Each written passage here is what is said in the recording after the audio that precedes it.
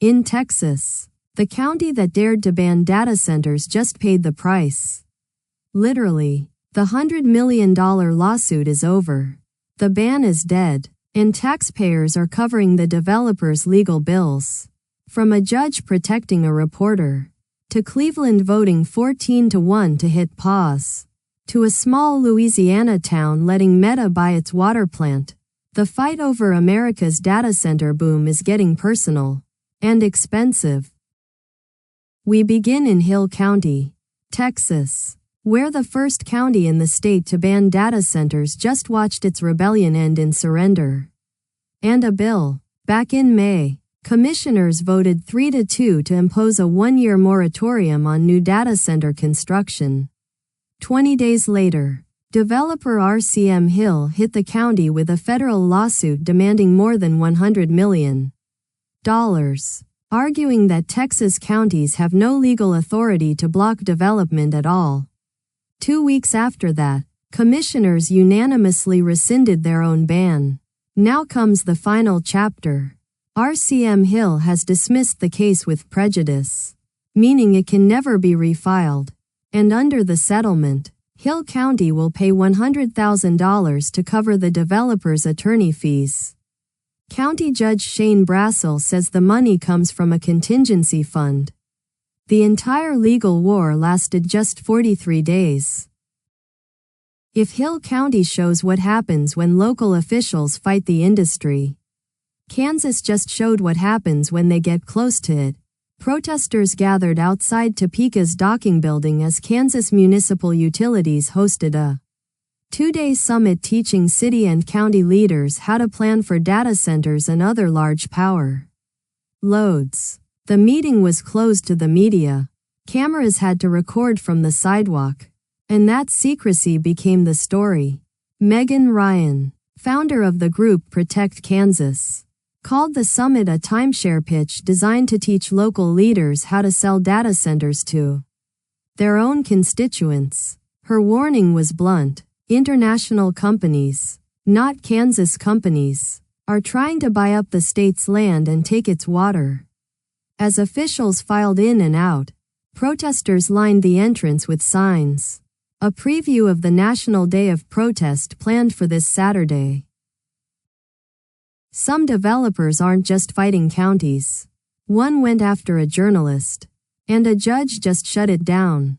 In Southern California, a San Diego judge threw out a defamation lawsuit filed by developer Sebastian Rucci and Imperial Valley Computer Manufacturing against public radio station KPBS and reporter Corey Suzuki over his coverage of a proposed data center in Imperial County. Judge Cynthia Freeland struck the complaint under California's anti-SLAPP statute, the law built to stop lawsuits designed to silence speech.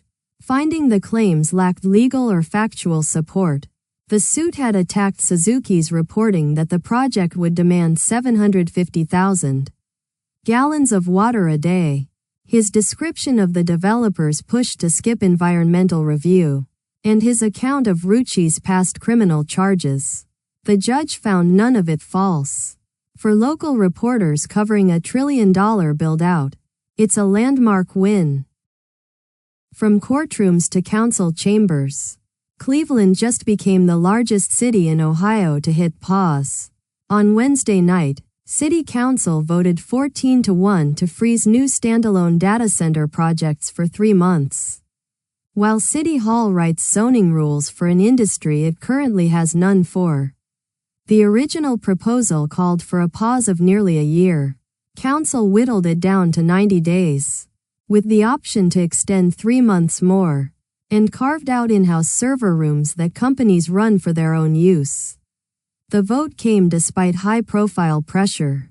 Former acting CIA Director Michael Morrell publicly argued that a pause would weaken Cleveland's competitiveness and help China in the race for AI leadership.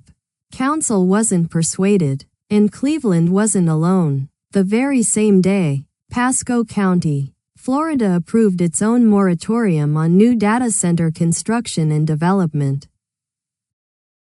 The same battle played out very differently in Arkansas. And it shows just how messy these votes are getting. Pulaski County's Quorum Court advanced a data center moratorium this week, but only after gutting it. The original, sweeping version failed 6-3, losing momentum when one of its backers, Justice of the Peace Julie Blackwood, left the meeting ill. In its place, Justice Diane Curry introduced an alternative that passed 8-1.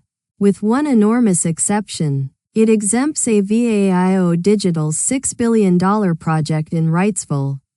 The very development that sparked the fight. Justice Donna Massey called the carve-out a maneuver designed to defeat the moratorium's entire purpose. Even the county's own attorney warned that neither version fully protects against lawsuits, and that a VAIO could sue over delays under either one.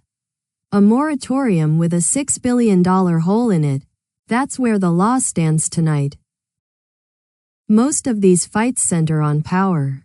In Northeast Louisiana, it's water, and Meta is writing the checks. The town of Delhi, population about 2,500, has agreed to keep supplying water to Meta's massive Hyperion data center campus expanding in neighboring Richland Parish. And Mayor Jesse Washington says Meta will cover every dollar of the cost. The deal includes upgrades to Delhi's existing water system and an entirely new water treatment plant, expected to open sometime next year, with the town collecting fresh revenue from water and sewer service tied to Meta's operations. Not everyone is reassured. Margie Vickner-Prey of the Sierra Club warns the facility's water demand could compete with local agriculture, and says the impact on nearby farms deserves close monitoring. It's the trade-off playing out across rural America. Infrastructure a small town could never afford, in exchange for a neighbor that never stops drinking. And despite every protest and pause you've seen tonight, the deals keep coming. Hyperscale Data, which trades under the ticker GPUS, announced it expects to sign an agreement to provide AI compute and neocloud services to a California-headquartered AI company at its Michigan data center campus. Chief Executive Will Horn says the deal won't match the size of the company's recently announced $1.2 billion master services agreement, but calls it strategically significant for a different reason. Hyperscale Data will deliver the neocloud services directly, evolving from a landlord renting out data center space into a company selling integrated AI computing itself. Details on the customer, contract terms and deployment schedule are promised in the coming weeks. Investors like what they heard anyway. Shares jumped roughly 7% on the announcement. In this market, even the expectation of an AI deal moves money. Which brings us to the money behind it all. Our kicker, QTS, the data center giant owned by Blackstone, went to the loan market asking for about $1 billion. Demand was so strong that it more than tripled the deal to $3.25 billion, and canceled a separate $1 billion bond sale it no longer needed. JP Morgan is leading the loan. Moody's rates it at the lowest rung of investment grade, and lenders took comfort from one detail above all. Microsoft is a tenant in the operational data centers securing the debt. The money will retire outstanding construction loans and other liabilities as QTS keeps building at a furious pace. Step back and look at this week. Counties paying settlements, cities voting freezes, protesters on the sidewalk, and Wall Street lining up to hand a data center builder more than $3 billion. That collision is the story of this industry.